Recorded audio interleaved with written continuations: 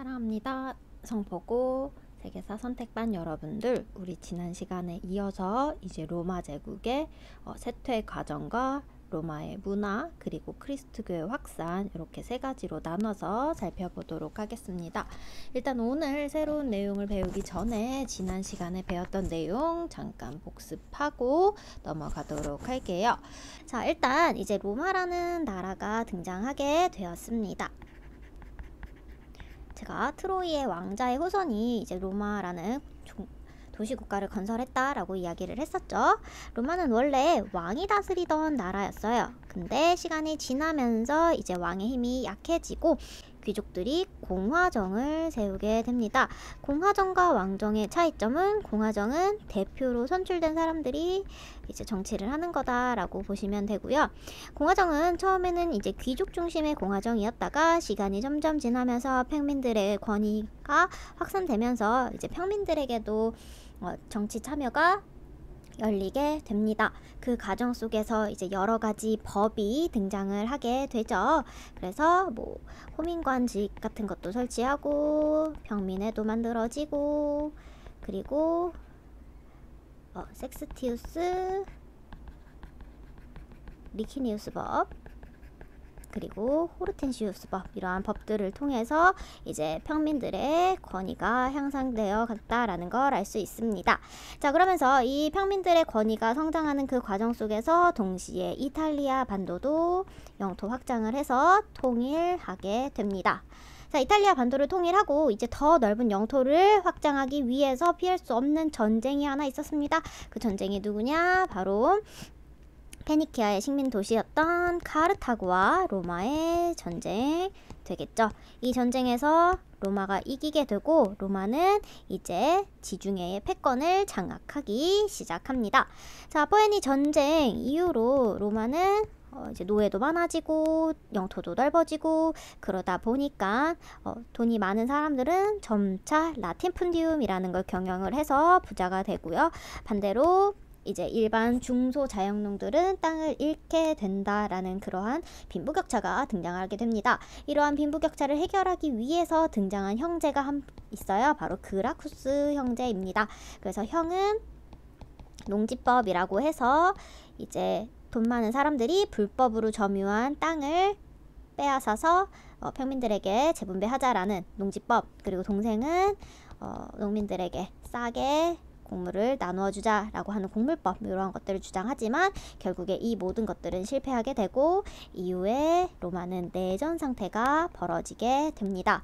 이렇게 내전이 벌어진 와중에 노예들 역시도 스파르타쿠스의 난이라는 난을 일으키는 굉장히 혼란스러운 시기였고, 이러한 혼란을 잠재웠던 사람이 누구냐? 바로 이제 카이사르가 등장을 해요. 그래서 카이사르는 당시에 유력했던 3명의 사람들을 모아서 정치를 하는데 그게 바로 삼두 정치 되겠습니다. 그래서 제1차 삼두 정치는 이제 카이사르를 중심으로 이루어지게 되고요. 이후로 이제 카이사르가 너무 왕처럼 행동을 하니까 이에 불만을 품었던 부하인 브루투스가 카이사르를 암살하게 되고, 이후에는 카이사르의 양자로 입적이 되었던 이제 옥타비아누스가 제2차 삼두 정치를 이끌게 됩니다. 그래서 여러분들이 기억하셔야 되는 이름들이에요. 옥타비아누스. 자, 이런 옥타비아누스는 안토니우스와 이제 악티움 해전에서 전쟁을 벌여서 옥타비아누스가 승리를 하게 되고, 이제 옥타비아누스가 실질적인 재정을 다스리게 된다라고 이야기를 했고요. 이후로 현재 시대까지 로마의 평화, 즉 팍스 로마나라는 시대를 겪게 된다라는 것까지 이야기했습니다. 여러분들이 적어도 여기다가 적은 단어들은 꼭 기억해 주셔야 됩니다. 자, 그러면 이 팍스 로마나, 로마의 평화가 일어났던 2세기 이후의 로마는 어떤 상황이었는지 같이 한번 보도록 하겠습니다. 자, 5현제 시대 이후로는 군인 황제가 등장을 하게 돼요.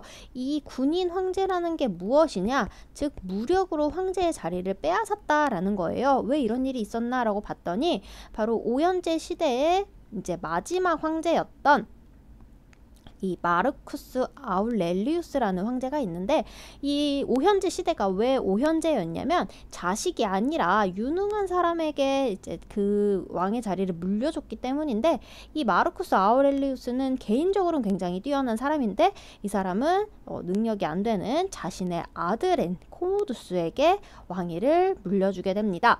이렇게 능력이 없는 아들에게 왕위를 물려주게 되니까 당연히 이 자리를 위협하는 사람들이 많아지게 되고, 결국엔 이런 다양한 암살, 황제 암살 사건으로 황제가 자주 바뀌게 되고, 이러한 혼란스러운 과정에 바로 군인들이 황제의 자리를 차지하게 됩니다. 이게 3세기에 있었던 일이라서 이제 3세기의 위기다라고 이야기를 하게 되죠.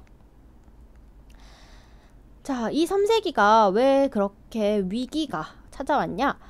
위로는 군인 황제들이 서로 권력을 차지하겠다고 싸우고, 한편으로는 정복전쟁이 감소하게 되면서 영토가 줄어들고 노예 공급이 중단되면서 라티푼디움 운영이 점차 어려워지게 됩니다. 한편으로는 그 로마의 엄청나게 큰 정복지들의 속해 있던 여러 식민지들 사이에서 반란이 일어나게 되고, 또 외부로는 게르만이라는 민족, 그리고 우리가 예전에 배웠던 사산왕조가 이제 이 로마를 공격하기 시작하면서 굉장히 3세기에 혼란을 겪었다라고 합니다.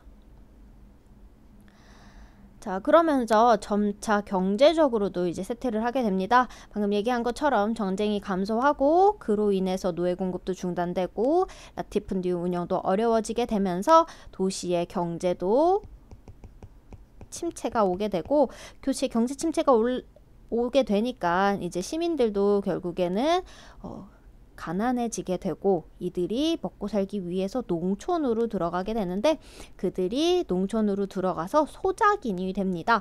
그래서 이러한 평민들을 소작인으로 부려먹던 제도를 콜로나투스라고 해요. 여러분들이 이 콜로나투스는 꼭 기억하셔야 되겠습니다. 자, 콜로나투스가 뭐냐라고 좀 더 자세히 한번 보자면요. 이전에 로마는 노예제도에 의한 대규모 경영이었어요. 우리는 이거를 라티푼디움이라고 하죠. 이러한 것이 생각보다 굉장히 비생산적인 거예요. 그리고 노예 계급도 차차 감소하게 되면서 이게 어려워지게 되니까 이를 이제 노예가 아닌 소작인을 통해서 이제 땅을 경영하는 겁니다. 그래서 아마 여러분들 뭐 영주와 소작인 이런 말 들어보셨을 거예요. 이제 앞으로 많이 나오는 단어인데, 이제 땅을 빌려가서 이제 그 빌린 땅을 농사짓고 일부는 영주에게 주고 일부는 자기가 갖는 그런 것을 콜로나투스라고 합니다.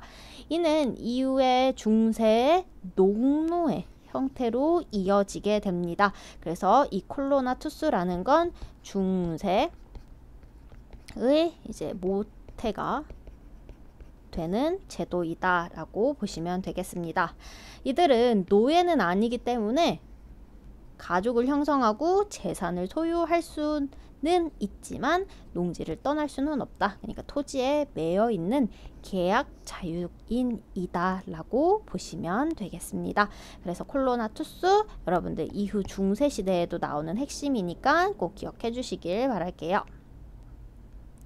자, 그럼 그 군인 황제 이후의 시대에 어떤 일들이 등장하는지 한번 볼 건데, 이때는 중요한 황제가 나와요. 여러분들이 이 황제들의 이름을 꼭 기억해 주셔야 되겠습니다.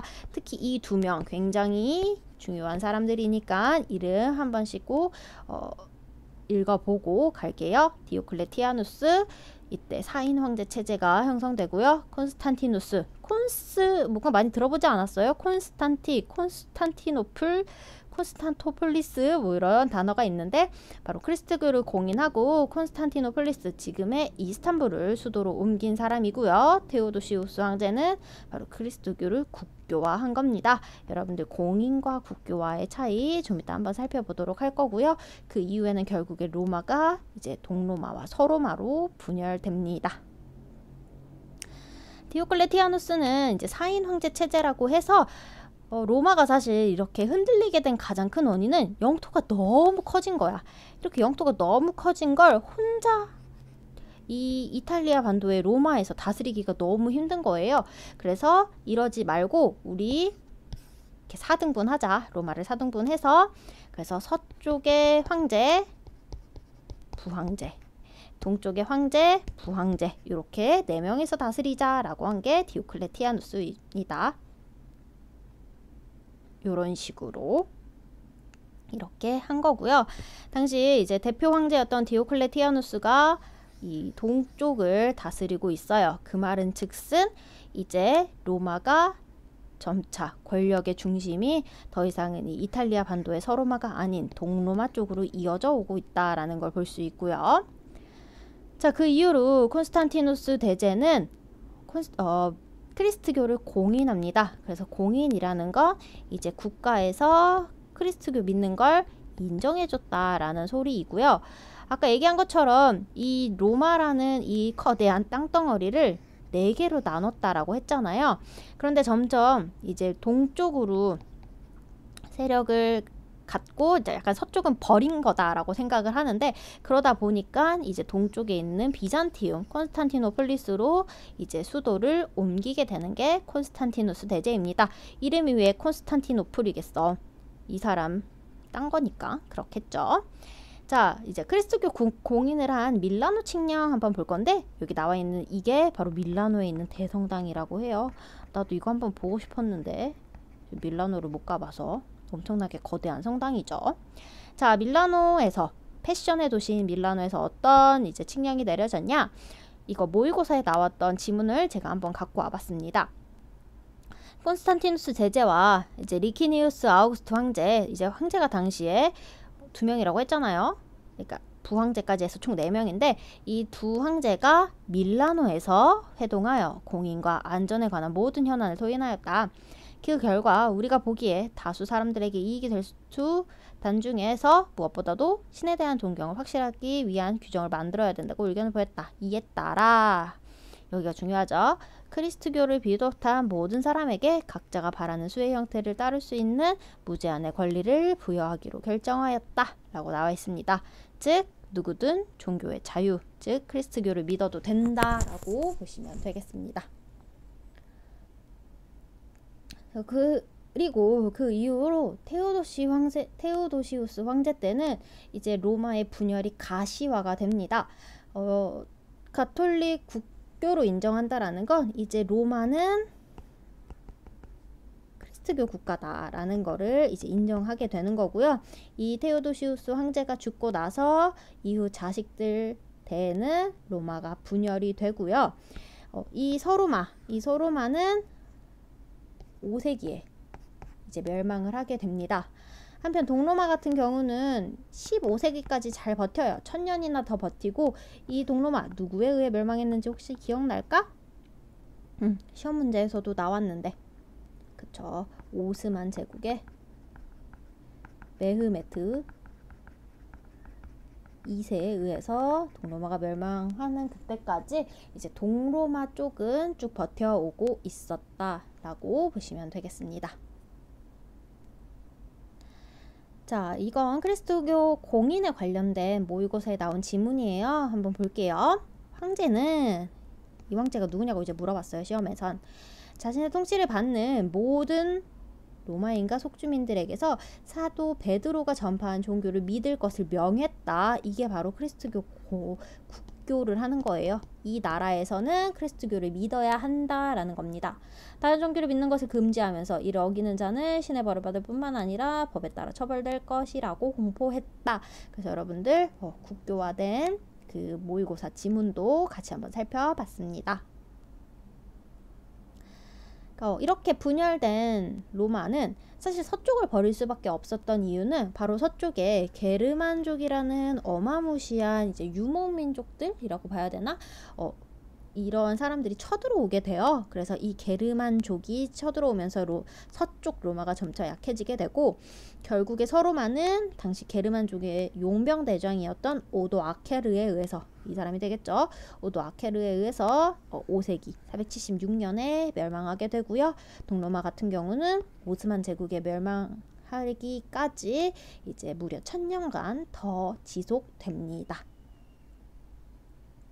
자, 그래서 이제 중세시대가 온다라는 건 바로 이 게르만족이 등장한 이후부터 이렇게 게르만족에 의해서 로마가 멸망한 그 이유를 이제 중세라고 해요. 이제 고대 시대가 끝냈고 이제 2학기 때부터는 본격적으로 중세 시대에 들어가 보도록 하겠습니다. 자, 로마의 이런 발전 과정 우리 같이 한번 살펴보았습니다. 그래서 한번 여러분들 이 표가 굉장히 잘 정리되어 있는 것 같아서 가지고 왔어요. 한번 이 흐름에 따라서 여러분들도 정리하시길 바라겠습니다. 자, 그럼 그 이후로 이제 로마의 문화 간단하게 보도록 하겠습니다. 로마 문화의 핵심은 실용적이다라는 건데 어떤 면에서 실용적인 건지 보도록 할게요. 자, 실용적이라는 건 이제 사람들이 일반적으로 이제 사용하게 되는 것이 문화라고 하는데 이제 특히 법률, 토목, 건축이 굉장히 실용적이었다라고 하고요. 학문과 예술을 따로 쓴 거는 이 학문과 예술은 실용적이기보다는 이제 이 앞서 있었던 그리스와 헬레니즘 문화의 영향을 받았다라고 합니다. 그러니까 로마의 독자적인 문화라고 하면은 바로 이 실용적인 문화를 꼽으시면 되겠죠. 자, 일단 로마의 토목부터 볼 건데 여러분들 혹시 모든 길은 로마로 통한다라는 말을 들어보셨을까요? 그만큼 로마의 길이 굉장히 잘 닦여 있다라고 해요. 그래서 오늘날까지도 그 도로를 여전히 이용한다라고 하는데 여기 보시면 도로 모양이 다 다르잖아요. 그 말은 사람이 다니는 도로, 마차가 다니는 도로, 말이 다니는 도로 뭐 등등등 다 다르다고 해요. 그래서 용도에 따라 도로의 모양도 다르다라는 점 굉장히 편리했겠죠. 자, 여러분들 실용적이라는 단어는 사람들의 편리함을 위한 문화다라고 보시면 되겠습니다. 자, 그리고 로마의 건축도 되게 다양해요. 이거는 아마 여러분들 제가 그 기념품 만들 때도 한번 보여줬죠. 로마의 원형 경기장 콜로세움 되겠습니다. 근데 얘들아, 이 콜로세움이 로마, 이탈리아만 있냐? 그건 또 아니야. 선생님이 예전에 가족들이랑 크로아티아라는 나라를 갔거든요. 여기는 동유럽이야.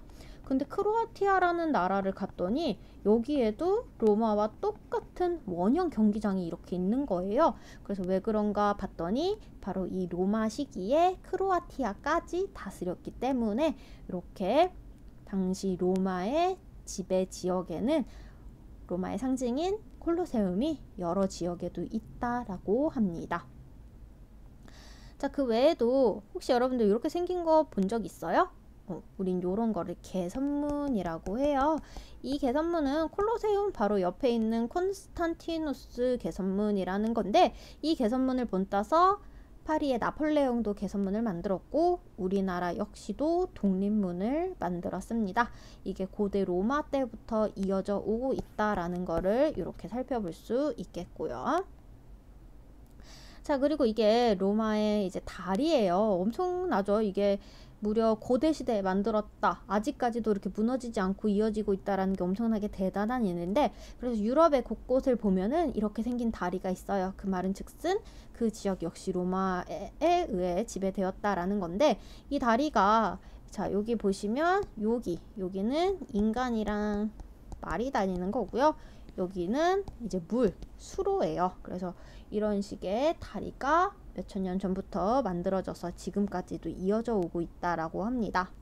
그리고 로마에 이제 대표적인 목욕탕이 있어요. 이제 말 그대로 이제 물이 있고 목욕을 하는 곳인데 목욕탕이 그냥 목욕만 하는 곳이 아니라 굉장한 멀티플렉스였다라고 합니다. 이런 식으로 목욕하는 데도 있고 체육관, 도서관, 운동장 이런 식으로 굉장히 이 목욕탕에서 사람들이 많은 활동을 했다라는 점도 살펴볼 수 있겠고요. 자, 그리고 로마의 법은 우리 로마의 법과 이제 평민들의 지위 성장이 동시에 일어난다라는 것도 같이 배웠습니다. 자, 그 중에서도 이제 12표법이라고 해서 로마의 최초의 성문법, 즉 글로 쓰여진 법이다라는 거고요. 그리고 이러한 법이 집대성 완성된 것이 이제 동로마의 유스티니아누스라는 황제가 만든 법전입니다. 이는 나중에 한 번 더 이야기할 거니까 일단 여러분들은 로마 최초의 성문법은 12표법이다 라는 거 기억해 주시면 되겠습니다. 자, 그리고 이제 로마의 학문과 예술은 아까 얘기한 것처럼 이전에 그리스와 헬레니즘 문화의 영향을 받았다라고 했습니다. 그래서 우리는 이렇게 네 가지 이렇게 살펴볼 건데, 문학가로서 키케로, 베르길리우스라는 사람이 있고요. 철학 같은 경우는 헬레니즘 시기에부터 유행이었던 스토아 철학이 이제 유행을 합니다. 그리고 과학에서는 프톨레마이오스라는 사람이 천동설을 주장하게 되고, 역사는 플루타쿠스의 영웅전, 그리고 리비우스의 로마사, 이러한 책들이 있었다라고 해요. 자, 영웅전 같은 경우는 말 그대로 그리스와 로마 영웅을 비교 서술한 영웅전이에요. 그래서 대표적인 영웅들, 여기 오타다. 신화 속에 나오는 테세우스, 그리고 알렉산드로스, 카이사르, 이런 영웅들을 비교해서 서술한 내용이고요. 리비우스가 작성한 로마사 같은 경우는 로마 시작, 늑대의 그 젖을 먹고 있는 로마 시작부터 옥타비아누스의 통치까지 적은 소설이다. 소설이래. 역사책이다라고 보시면 되겠습니다. 그리고 프톨레마이오스가 말한 천동설이라는 건 지금의 실제 우주와 다르게 누가 중심이다? 지구가 중심이다 라고 이야기한 겁니다. 사실 지금은 누가 중심이야? 지금은 태양이 중심이잖아. 우리는 이걸 지동설이라고 하는데, 이때만 해도 지구가 중심이었다라고 하는 천동설이 굉장히 과학적으로 더 우세한 주장이었다라는 거고, 이게 깨어지는데도 꽤 오래 걸렸다라고 하죠. 이후에 코페르니쿠스, 갈릴레이, 그 사람들이 나올 때까지는 계속 사람들은 지구가 중심이다라고 생각을 했었습니다.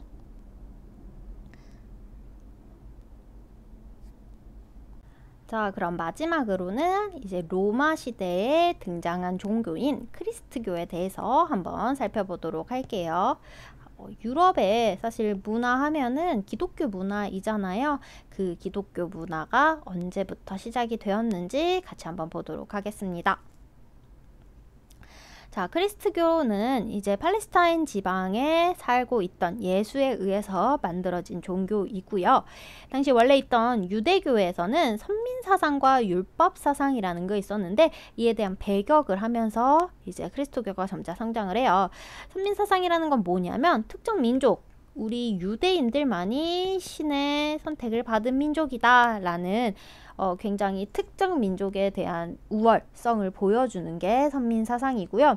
율법사상 같은 경우도 유대교에서 모세의 율법을 그대로 신의 말씀으로 믿고 따르는 그런 것이 이제 율법인데, 유대교의 이 대표적인 두 사상을 배척했다라는 거, 그로 인해서 아무래도 모든 사람들의 평등을 주장하다 보니 당시 이제 노예, 하층민, 여성들을 중심으로 크리스트교가 전파됩니다. 근데 이제 여러분들도 아시다시피 크리스트교의 가장 큰 핵심은 뭐냐면 유일신이죠. 하나님만 믿어야 된다. 그리고 우상 숭배를 금지한다라는 거잖아요. 근데 이제 로마 같은 경우는 다신교였어요. 그리고 로마는 황제를 숭배해. 그렇다 보니까 이게 받아들여지기가 어려운 거야. 그래서 처음에는 크리스트교 역시 굉장한 박해를 받았다라고 합니다. 그래서 지하에 숨어서 예배드리고 그랬다라고 해요. 그래서 사실 크리스트교는 유럽에서 시작이 됐다라기보다는 여기 이 아라비아 반도 끝자락에 있는 팔레스타인 지방에서 처음 등장을 하게 됩니다. 거기에 예루살렘이 있죠. 그래서 우리 예루살렘이 아주 십자군 전쟁의 전쟁터였다라는 얘기도 예전에 했던 것 같습니다. 자, 아까 얘기한 것처럼 이제 크리스트교 같은 경우는 처음 로마에 박해를 받았어요. 그래서 로마는 다신교였고 황제 숭배를 하기 때문에 이 두 가지가 용납이 되지 않았다라는 거. 뭐와 반대냐? 여기다가 적을게요. 유일신 사상, 그리고 우상숭배 금지와 반대됐기 때문에 처음에는 박해를 받았다. 하지만 점차 교세는 이제 확장이 되고요. 결국에는 콘스탄티누스 대제 때 밀라노 칙령에 의해서 크리스트교가 공인되고요. 그리고 같은 시기에 니케아에서 열린 회의에서 삼위일체를 주장한 아타나시우스 파가 정통교리이다라는 걸 이제 인정하게 됩니다. 이 사람이 아타나시우스라고 합니다. 그리고 아까 얘기했던 것처럼 테오도시우스 황제 때 크리스트교는 국교가 된다라는 거. 그러니까 이 두 황제는 여러분들 꼭 기억하셔야겠죠. 자, 아타나시우스 파가 뭐냐면 삼위일체를 말하는 건데, 사실 저도 종교가 없기 때문에 정확하게는 모르지만 성부 하나님과 성자 하나님, 예수님은 동일한 사람이다, 동일한 본질이다. 그래서 성자 하나님은 영원한 존재이고 하나님은요 완전한 인간이자 하나님이다 라는, 그래서 성부, 성자, 성령이 하나이다 라고 하는 삼위일체가 정통 교리이다 라고 주장을 하는 게 바로 아타나시우스파라고 합니다. 여기까지 보도록 할게요.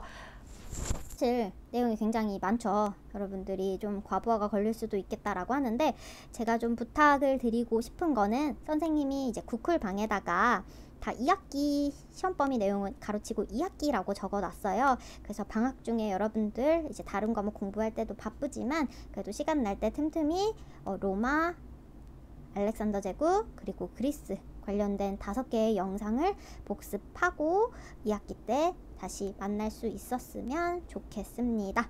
자, 그럼 여러분들 방학 잘 보내시고 나중에 만날게요. 안녕.